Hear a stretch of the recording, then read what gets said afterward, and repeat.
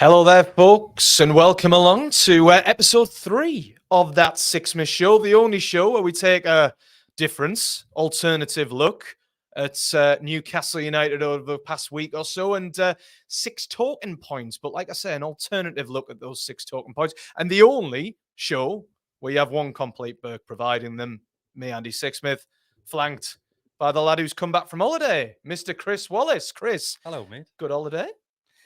It was brilliant. Aye. I would like to say I'm glad to be back in your company, mate, but I'm not. I wouldn't be if I came back from I Ibiza. thoroughly Messed with enjoyed myself. Me all last went to Ibiza and we had a fantastic 6 days away, mate. Came back on Saturday and was met with a Liverpool game on Sunday. Yeah, so cut the holiday short by a day.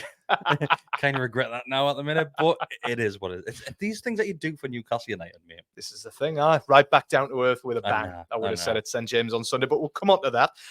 It's not like we've got much to talk about this week, isn't it? There's nothing happening at the minute around Newcastle United. Just things like the Champions League, new commercial deals, players, obviously big game this weekend, big game last weekend. So in a very, very kind of vain attempt to fit this within half an hour, and we are getting better at it, folks. Attempt. That would be bold and underlined as well, wouldn't it? An attempt to fit this under half hour. Let's get straight into things. There's only one place to start, and that's the Champions League. The group of death, people are calling it. I was blooming loving it. So, Group F, what are we thinking? We predicted this. Oh, Remember at that point I said, we are the death? yeah, we are the death. We are the death. The pot for death. Do you know what it is, right? My opinion on this has changed slightly, I would say, in the last 24 hours, because when we saw those teams coming out of the pots, and I was thinking, we don't want to go in that one. We need to dodge that one. But then when we name dropped in it, I thought, it's mint. Like, it's a mint fixture. And when you think of it logically and logistically as well, it's great for the travel for both fans and the team as well. Yeah. And come on, we're in this competition, and we're going to be in it again anytime soon. But don't know, fingers crossed, we will be. Yeah. Why not play the big boys? And that's exactly what we've got in this group. Mate, honestly, when I was watching Joe Cole expertly, twisting out those balls, so to speak, in the Champions League draw, and you saw PSG, then you saw Dortmund, then you saw Milan. And I tweeted out and I said, Group F's looking a bit tasty, isn't it? And just in the back of my mind, I went, it's Newcastle. You just know Newcastle are going to be in Group F. Was that slight moment, and I think it might be in the last group where it had Barcelona, then Sporting in it, and then you're thinking, right, Newcastle and PSV in there, then it's a Bobby Robson group. Bobby Robson group. I see, come on. Yeah. Then I think they put some absolute random team in there, but I say, kill my dreams, put in that one. I was about to say, I would have rather been in the Sir Bobby Robson group, just for the nostalgia of it and everything, and the way that, football's a crazy, crazy sport in that sense, and the storylines that come out of it, it would have been perfect. But to have the group of death and to be the death in Group F, tremendous. I've got to be honest with you, nobody I'm aware of had the same reaction as Lee Marshall to the draw. Now, that poor lad had a camera in his grill in Monaco, pretty much all the way through. A poor lad when he's had a trip to Monaco. He's had a trip to Monaco, in fact, but he did have a camera literally that close to him all the way through. And I've got to be honest, I wouldn't want to play poker against Lee. I would not want to play poker because that face didn't move an inch. You saw Dan Ashworth in the background. You saw Darren Eales, and they had like a little bit of half smile on their face. Lee smirk. Didn't even move. Didn't twitch. He's normally knocking out blue steels as well, isn't he? He's in the press conference, usually looking at me and thinking, why the hell has he asked that ridiculous question again? Lee has to deal with me on a weekly basis. I'm not saying poor Lee, like, when he's had that little trip away. No, he's had a nice little trip to Monaco, a couple of photos in front of the fake Champions League trophy, the massive one, hasn't he? So he's not had a bad time. But just a quick reminder, never to play poker against Lee Marshall. That was his reaction. Eddie's reaction was interesting in the presser.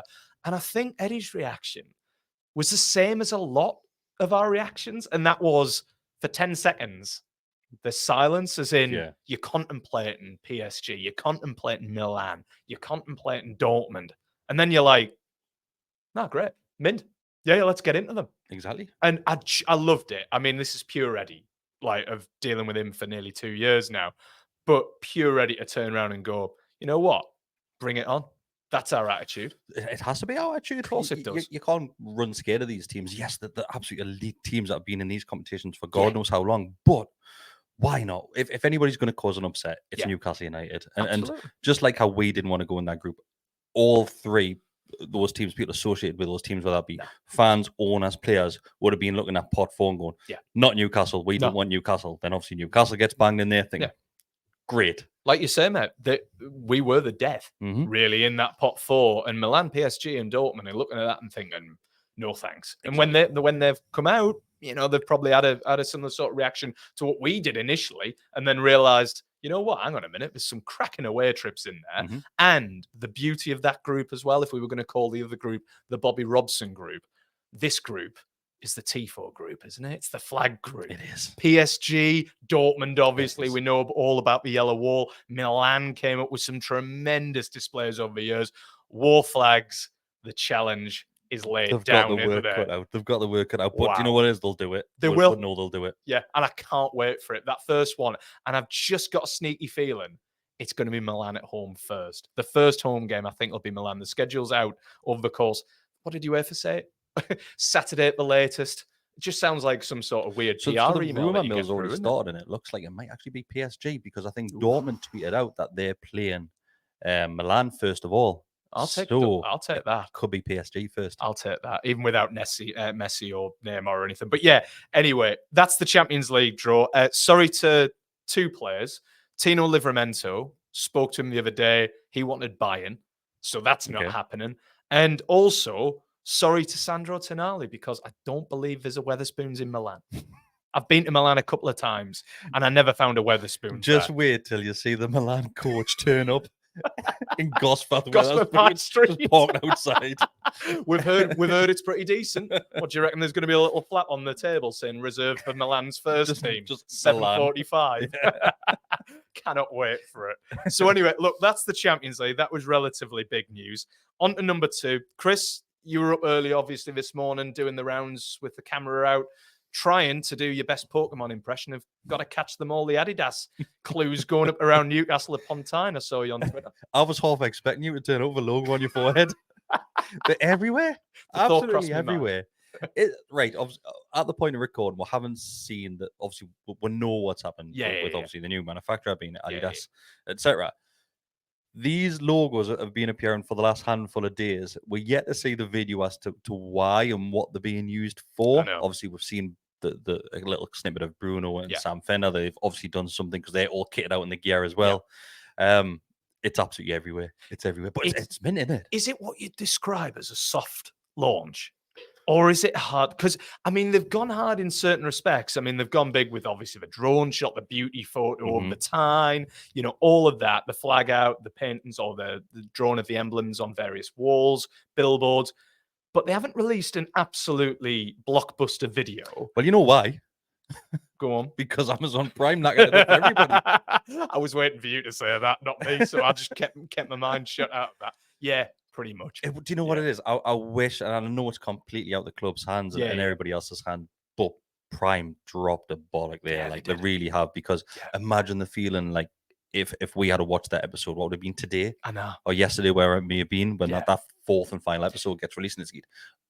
Newcastle on this verge of signing a multi-million-pound deal with a new kit manufacturer. And boom, all these logos start going up around town. I know. It would have been much better, but we'd have all had the idea, wouldn't we? There was quite a few rumors going around that Adidas were going to be in the frame and everything like that. We were fully expecting it to happen, but I mean, for it to come out unexpectedly last week when the documentary was released too early, I mean, I'm that sort of person. I feel really sorry for the person who hit send on that because they're probably without a job now, or they've been reprimanded quite heavily. Yeah, like I said, the messed up, and I bet there was a lot of phone calls going out that Saturday from every direction. I mean, it's not like you've messed around with a small company. This is Adidas we're talking about. You've completely dropped it. If you're looking at it from our point of view, Castor on the phone going, hang on, lads. What's up? Yeah, I'm not going to lie, mate. When I asked Eddie about it this morning in the presser, I was looking at the board behind him, and obviously the Castor logo in place, no rebel. I feel quite bad asking him about Adidas. And I bet that didn't go down well. No, I mean, there was, we have to check these things when we ask big questions like that in the press conference, and I want to make sure. So I chatted to Lee and Ryan secondhand and kind of said, "You're right with me asking about this?" And they said, "Yeah, that's fine." But even when I asked the question, Eddie turns around to Ryan, who was, leading the press conference this morning, and was like, can I answer this? And I'm saying, yeah, it's fine. And then he, does as usual. Eddie gives an absolutely tremendous answer about, the positive connections, positive memories and everything like the crowd. But even then I was like, I feel a bit bad every single time, like every single word that was coming out of his mouth. I was looking at the Castor logo and being like, I feel a bit bad about this. But, I have no allegiances to Castor and I have no allegiances to Adidas necessarily. I have to ask you the big question. Adidas kits, Newcastle United, pick one from yesteryear. Which one would it be and why? Right, everybody always goes with the Granite kit, right? Yeah, of course they do. I'm going to argue a difference for you. So the Alan Shearer Duncan Ferguson kit. Oh, so a wore in the cup final with the white socks with the blue trim around it. That's my favourite one. That's an absolute belt. I like how you went out of left field. There's a poster somewhere. We might have got rid of it. You've got every other kit in this studio, so I wouldn't be surprised. It's that one though. I'm gonna chuck another one out of left field. 96, 97 away kit, the blue one, V-neck. The silk on the denim one. Yeah. Loved the black and white, which dissected the Brown Ale logo as well. That was one of my favorites. I think it showed up in the documentary, and Amanda kind of looks at it and is like, that's just pure nostalgia there. It's a lovely kit. Yeah. If they were going to rebrand that and bring that one back, they're going to have to work on how it feels on your nipples. Because that was a sore one. I didn't realize this was that sort of podcast, mate. But then again, we always say we'll take an alternative look at things. So that's it. It was sore on your nipples, that one. If anyone's watching from Adidas, just take that into account. Chris Wallace said it right here, right now. Try it on first. When you're messing around with the materials and you're messing around with the design, try it on. How does it feel against your nipples? Does it feel all right? In which case, big take from the GallowgateShots YouTube channel. That's Nike. Straight away. So can't go with that. Big 3 bars across the strawberry anyway, if that happens. But that is a fair point. It wasn't great, that. But the design of it was beautiful. And it always makes me remember Les Ferdinand as well. Not that Les is dead, obviously. It makes me remember him playing for Newcastle United, which was tremendous. Couple of things to add about the Adidas before we move quickly on. You mentioned it there. Bruno and Sam Fender. What a collaboration this could well be. I can't say anything about it, but someone was telling me a little bit about it. And honest to God, if that person is telling the truth, and I have no reason to believe that they're not, it's going to be a belter. So from what we can see on the photos, once again, just to put a caveat, it hasn't been released as we're recording. Yes. And it looks like they're in a social club, from what I can see. Yeah. Similar to when Alan Shearer met Sam Fender, that sort of setup sort of thing. Obviously, Bruno was gifted with a Kinder Egg cake, of course, as well. Why not? Like I said, the all kitted out in Adidas gear as well. Yeah. Is it going to be similar to the Ginola Antonelli one? I was literally about to say the same thing. Do you reckon that's what it's going to be? Greg's laid out as far as the eye can see, and having blooming Bruno tasting up sausage rolls. God, I hope so. I hope so. But I hope there's a fair whack of singing going on in there. I'm looking forward to it because do you know what it is? Both the club of the way they've transformed how they do this sort of media presentation has gone through the roof. Obviously, personally, I think it could still be better if you're watching. But they've done a huge effort and a huge drive to improve what it once used to be. Yeah. With Adidas involved as well.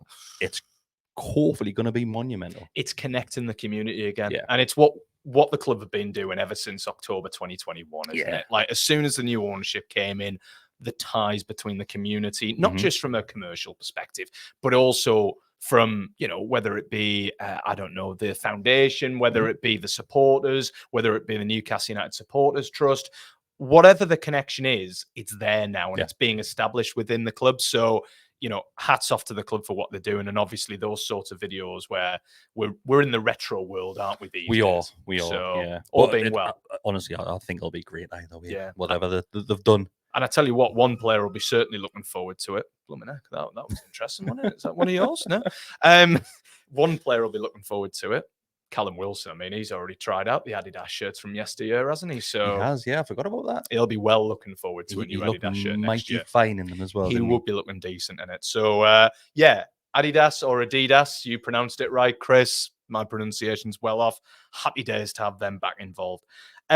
Listen, moving swiftly on to point number 3. You came back from Ibiza. Sorry, mate, we've got to. But I'm going to take an alternative look at it. Trust me. You came back from Ibiza on the Saturday. Sunday, for 75, 80 minutes, things are going absolutely beltingly. And then obviously Liverpool happened.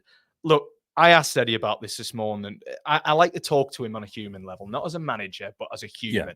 And for any Newcastle United fan, I saw a few on social media that were watching it back. And I'm sorry, if you're a fan, what are you doing? Like, why are you doing that to yourself? You don't need to. Don't worry about it. But Eddie, as a manager, does have to. And he said, you know, how painful it was to watch back and how difficult it was. But the fact that they played so well initially and they just played a little bit safe in that second half, which is disappointing. But this is where I'm going to go on a little bit of a rant here, Chris, if you'll permit me. No swearing or anything, but what is this negativity all about? Look, I'm not one of these people that turn around and say, you can't criticize the club, you can't criticize the players, because sometimes they deserve it, maybe. Sometimes the players deserve it, maybe. I know what happened with Bruno the week before. But to hear some fans questioning Eddie Howe, to hear some fans questioning some of the players, I am all for every single fan, where they are in the world, having an opinion on their club, because that's what fans should have. But I'm also entitled to disagree. These are the same players. This is the same management group, and this is the same club that have led Newcastle United from a relegation zone in October 2021 to the Champions League in September 2023.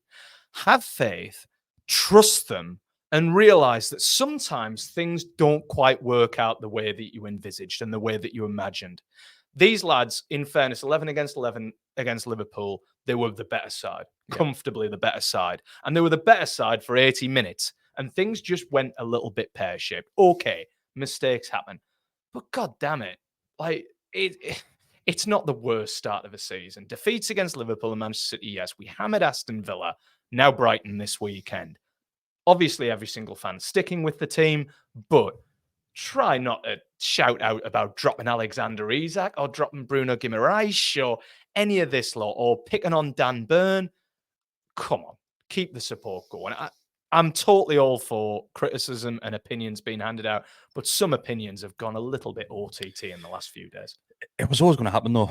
I think this is probably the first real test, because yes, we made it Wembley and we didn't really show up for that final like that, but there was never really any kick-off after that, because obviously how well a team had gone to that point, and obviously the trajectory which we're on as well to finish in the top four. That kind of put a little caveat in, a little, obviously, just a sideways move away from that you could easily take. It was always going to come. It's probably the first real test where fans in the stands would have been thinking that wasn't good enough. Absolutely. And you know what? Totally right. You know, if you're 1-0 up with 10 minutes to go against 10 men, Eddie said it himself, the players said it themselves. I'm going to come on to Anthony Gordon in a second.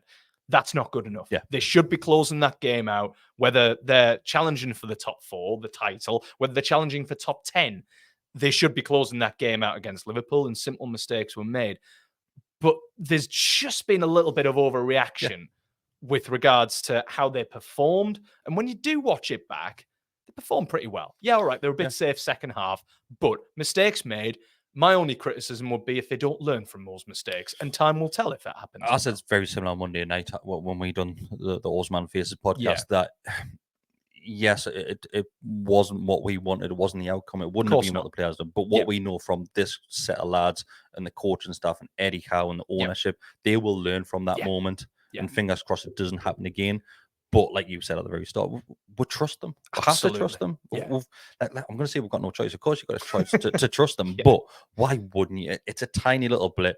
And that result and that performance in the last 25 minutes of the game isn't going to define the rest of our season. And if it does define the rest of the season, it'll probably be for a positive, because now we'll hopefully go on and push on and think, right, that's behind me now. We need to start putting points on the board. And it's a squad that learn quickly as well. I mean, you know, any squad under the tutelage of Eddie Howe, in terms of the way that he approaches things, his mannerisms, his characteristics, his intensity, any squad under him would learn. But this is a sharp squad. This is an intelligent squad. They pick up things quickly.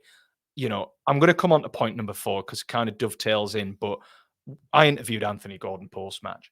And I've got to be honest, I really, really like Anthony Gordon. I know there were stories about him at Everton. I know there were a few fans who weren't quite sure about him when he joined. But every single time I've dealt with Anthony, whether it be in an interview, whether it be just seeing him around the training ground, whatever it might be, what a genuinely great lad he is. and he was in pain. He was hurt, not physically, he's not injured, but he was really hurting after that. He trudged into the interview room and he just looked down at the floor, said, Anthony, I've no idea. Off camera, I said, I've no idea what to say. He was like, I'm just in shock. He says, I've been in that dressing room and every single one of the lads are just not saying anything. Saying anything. And that's rare for that dressing room to not be saying anything. There's no anger. There's no, obviously there's no happiness because of what happened, but there's nothing Just because flat. we're just completely hurting from that because we know we've let ourselves down. We know we've let the fans down.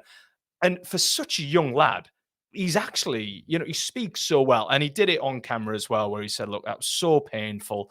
It hurt an awful lot. Yes, of course, he was happy with his performance. I thought he was exceptional. I thought he, rinsed Trent Alexander-Arnold. But he just, he looks at it and goes, it doesn't really matter. The atmosphere was incredible, yes, but we threw away a 1-goal lead when we shouldn't have done. And for him to go into detail about how much he was hurting, about how much the lads were hurting in the dressing room. I've heard footballers use lip service in the past and just say the words, but not necessarily mean them. Trust me, that lad meant them.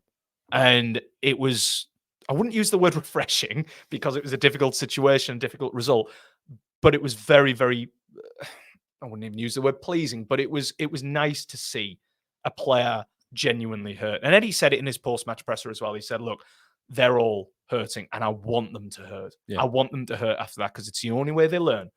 And trust me, they will. They really will. So, like you said, I think Anthony Gordon would have probably felt the most emotion out of everybody because he scores that early goal against Liverpool of all clubs. Yeah. That'll be the one club that, well, probably Everton now. He wants to score more against, but he bags that. And like I said, we'll control it for a fair period of time after that, which didn't take with chances. Yeah. Then obviously, if I remember right, Gordon's off the field when we're Gordon's off the field when we conceded that too. So he's probably sat on the bench thinking, what's happened? So he's probably felt everything. And the one player I want to mention is at full time, obviously, we're so used to the lads going around the outside of the pitch at St. James's Park and clapping the fans, which they did. I'm not saying they didn't. They did do that, but it was very short. And you could tell Trippier was at the point, like top of that arrowhead and that and spearhead and that. He wanted to get in that changing room. Yeah, absolutely. And it looked like Trippier was not happy with that performance overall. No. Because they're winners, Chris. Yeah. They're winners now. They're bred into that atmosphere around the training ground. They're bred into that atmosphere on a match day now. Doesn't matter who you play. Man City away, Liverpool at home, Villa at home, Brighton away. It doesn't matter. They are bred there to win. And, Trips, is just the very epitome of a winner's mentality, isn't he? So, yeah, really, I know it's easy for footballers, for sports stars to turn around and say, we're hurting after that performance. And you don't really see it in their eyes. I wanted to kind of make that point this week of just saying, I kind of looked at Anthony Gordon and that lad was hurting. Yeah. And if he was saying the rest of them were hurting, which I'm positive that they were, I believed him 100%. Yeah. And obviously this week, the proof will be in the pudding as to how they react against Brighton at the weekend. But yeah, really, again, probably the wrong word, but really impressive stuff from Anthony. It's just another characteristic, isn't it, of that Eddie Howe squad and what he's bringing into this football club. Yeah. Absolutely. And it's refreshing to kind of see that that's another instigation that this club is back to where, it's a club that we can be proud of as well. And players that we can be proud of, regardless of what happened on Sunday afternoon. Speaking with players, on to point number 5, because I'm not going to lie, Chris, we're kind of doing all right here, timing wise. We're coming down. About. We're getting there. Point number 5, Tino Livramento. Met him for the first time this week. Obviously, he'd signed just before Media Access Day, I think it was, and I didn't really see him for that one. But sat down with him, had a chat. Really, really lovely lad, fantastic lad. He's not been to Wetherspoons yet. Not been to Wetherspoons. I had to ask him. He hasn't reserved the table yet. You know what it is? I'm guaranteeing you that he's not going to Wetherspoons at all. Imagine. Yeah, I can imagine. Oh, do you know what it is? Do you know what would be a good laugh for the lads thought of this? Do you know how they always have like a fancy dress thing? It's normally towards is it Christmas that normally do that? Yeah. Some managers ban it, don't they? Yeah, some managers allow it. Depending on how well they're doing at a point of the season. Yeah. If they just had a fancy dress trip to Wetherspoons, all of them, We've all got to wear Denali masks. But all reserve the table in their own individual names. That would be fantastic. All at 7:45 as well. Be fantastic. Probably see the Milan team in there if we end up playing them in December. But yeah, sadly, Tino's not been the Weatherspoons. He didn't know too much about the crack. I tried to get a few more answers out of him about, because it still hasn't transpired who actually recommended it. But we all have our ideas, but I'll have to wait until we sit Sandro down until Jacob Murphy. Yeah, probably Jacob Murphy. But we'll ask Sandro about that when we actually sit him down. But really, some interesting stuff that's come from Tino. If you haven't seen it already, it's on YouTube, on Newcastle United TV, as per usual. So go and watch the interviews. A really quite insightful lad. A little bit nervous, a little bit shy, but quite an intelligent lad as well. Spoke really candidly about two things.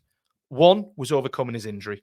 Obviously, his cruciates that he did, Huge injury, and having to deal with that at such a young age, which is a blooming difficult injury to recover from, whether you're 32, 26, or that's such a 21. good season the season prior as well. Yeah, break literally to do with Micah Richards bursting onto the scene as he did.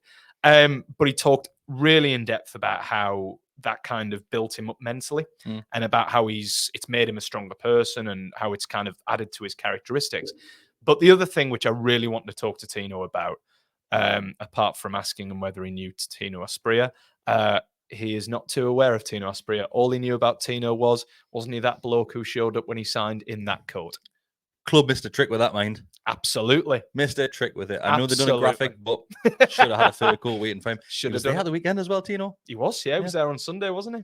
He was enjoying. The club did an interview with him and everything like that. But yeah, that's the only thing that Tino L, not Tino A, knew about Tino A, and that was that he turned up in that coat. Yeah, that was pretty much it. And I was like, well, not the Barcelona game.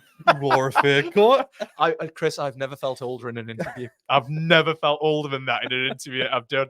Bless him. But then I wanted to speak to him about trips because, we all said it when he signed. What a player to learn from. Not just on the pitch in terms of his ability going forward and defensively, but his development as an individual, his development as a person as well as a player. And it's quite clear that Trips has already kind of taken him under his wing and helped him out and everything. And he spoke, I think his answer was about 1.5 minutes long, where he just talks about the influence that Trips has already had on him. And it's clear that, that influence is in what? He's been here 4 weeks. What's he going to do in 4 months? What's he going to do in a year, 2 years? It's going to be incredible to see. So really refreshing to hear Tino talk, obviously, about that. And I did ask him about Lewis, because obviously played with Lewis Hall at Chelsea. Lewis is a year younger than him. Great to see the two of them kind of back together. I don't know if they were best mates down at Chelsea, but they certainly knew each other. I didn't even know that on the same setup. To be honest with you, I'm going to be perfectly blunt with you. Neither did I. Always do your research before you go into an interview, kids. And for Tino to volunteer and say, obviously, we hadn't seen each other since Chelsea. And I kind of nodded and went, yeah, of course, yeah. Yeah.